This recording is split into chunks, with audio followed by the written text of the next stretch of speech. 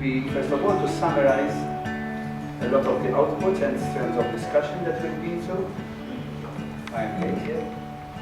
Okay. Then as well, so that being reports on state of innovation, they will look forward as well, not only what we discussed. And then so that they are also a basis of discussion for future activities and possibly future projects that the partners may choose to work on, either as the same partnership or parts of it, or even individually partners between them. The topics match pretty much the dynamics and the three dimensions of the readiness for intercultural change model. We try to stick as much as possible to them, but not in a disciplined way, maybe. And basically, the topics touch the players in the school, policy and education, living with policy, and also networking around the school. In fact, these are quite close to the three dimensions of the readiness for intercultural change model that later Paolo will describe very briefly. Okay? We will have heard enough by then. Okay? I give the floor to Nadine. Good morning, first of all. Well, I will be presenting the summaries of the three reports, the content of the three reports that we were starting to work on. The first topic and the first report I will introduce to you is new avenues for teacher training and development for a more international perspective in education. The second report will be on making the network for schools and for teachers to steer away from isolation and household irrelevance in the lives of their students and that of the community around the school. And the last report will be about Frick's Cafe's network, which is about schools becoming proactive players in their own right by adopting future-oriented strategies for internationalization while living with policy that is more often than not reactive and non-generic term. So I will be starting with the first one.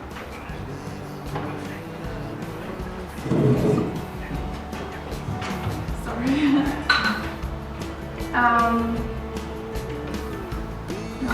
Okay, I'm ending. Then about supporting the development, the personal development of teachers. This is a strand that's supposed to go beyond the standard training that teachers are exposed to in university. And goes into a more personal perspective. I will elaborate on this later.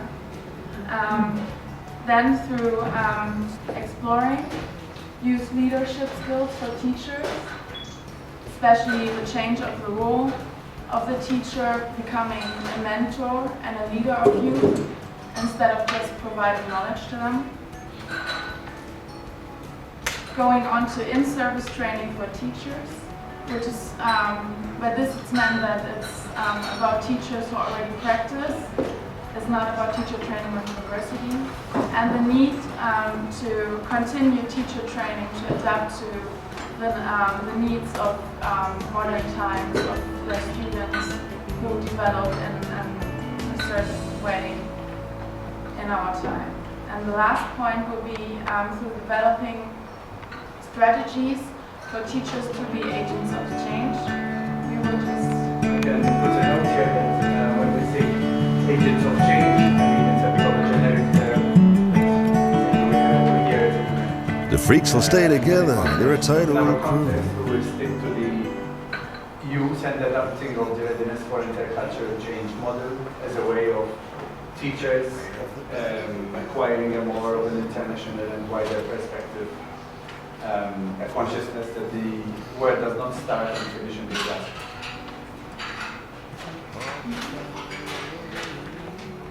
The report will explore the role of youth leadership skills for teachers and the change of the role of the teacher. It's mainly about the shift from of the role of the teacher from becoming being a sole provider of knowledge to be more a kind of a mentor, and involves less teaching and more mentoring the students into a certain direction. Because as you have discussed in Rikskaffe Network, students are becoming more and more independent learners. They have constant access to information over their cell phones, over the internet.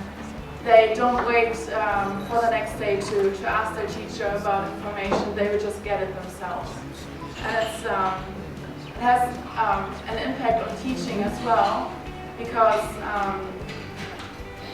there's not anymore this necessity to be the one who knows everything, because students will explore, go into the world themselves.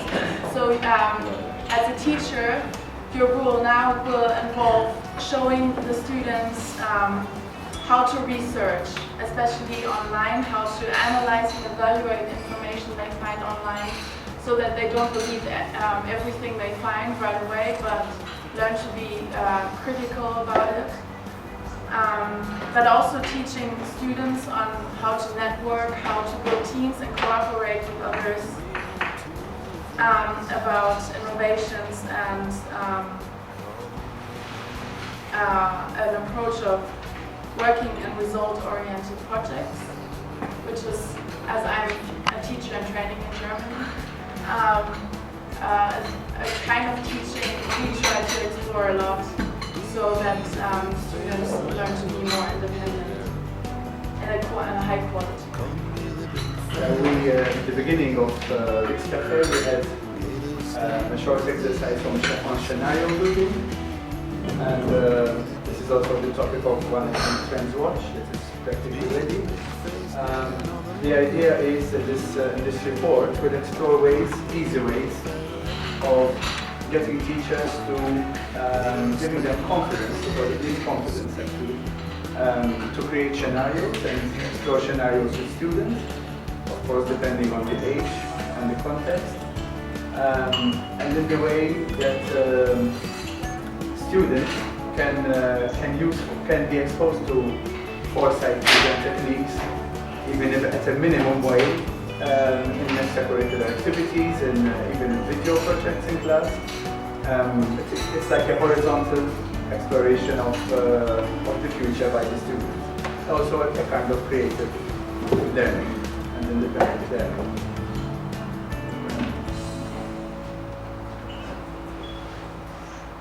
The next step that the report will explore is are aspects of the personal development of teachers.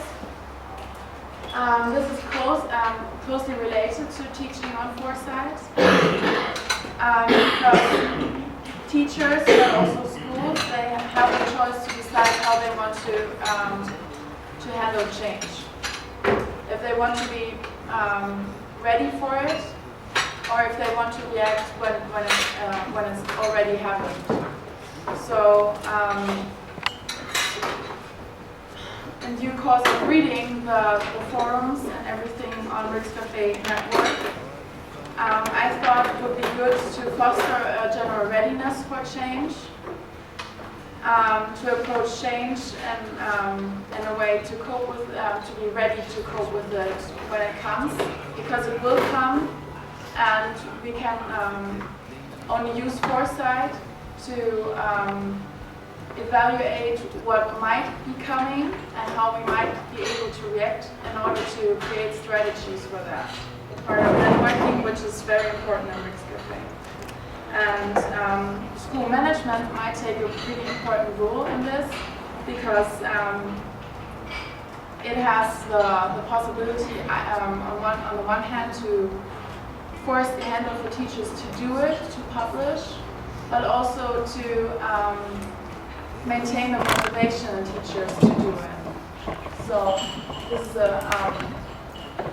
big chance. And also, if this culture of publishing is established within the field of, or in the group of teachers and school management, can also be imposed on the students.